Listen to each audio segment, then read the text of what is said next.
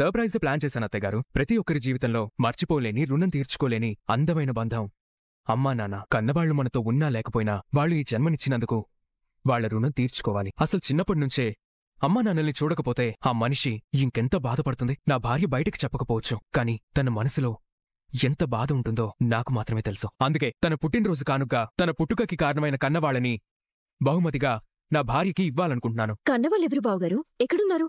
ఇప్పుడు ఆదిత్య గారు, సూర్యబాబు, జ్యోతమ్మే మా అమ్మ నాన్న అని చెప్తారా? ఆనంది కన్నవాళ్లు ఇక్కడే ఉన్నారు. ఇక్కడ? అవునానా, ఇక్కడే ఉన్నారు. ఆది, ఎవర్రా వాళ్ళు? వాళ్ళు మన మధ్యనే ఉన్నారమ్మా.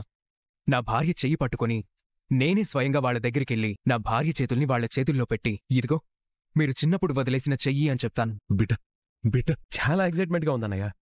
వదిన అమ్మా నాన్న ఎవరో చెప్పేసి. పదానంది, మీ అమ్మా నాన్న దగ్గరికి మనమే వెళ్దాం. ఆదిత్య గారు, నా కన్నవాళ్ళు అని నాకు ఎవరిని పరిచయం చేయబోతున్నారు? రా ఆనంది, నిన్నికివ్వాలి అనుకుంటున్న బహుమతినిస్తాను. ఆదిత్య గారు. రా ఆనంది. బావగారు, ఆనంది పేరెంట్స్ ని చూపిస్తానని నా పేరెంట్స్ ముందాగారే బ్లెస్సింగ్స్ తీసుకోడానికా?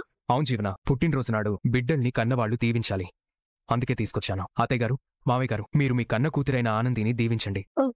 ఆనంది కుట్టి నా కన్న కూతురా? అవునత్తయ్యగారు, ఆనంది మీ కన్న కూతురు. ఆనంది మా కన్న కూతురేంటి ఆదిత్య?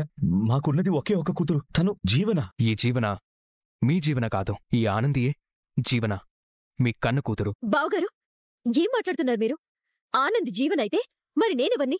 నువ్వు మల్లివి. అవును, నేను జీవనని కుట్టి చెప్పకముందు నేను మల్లినే.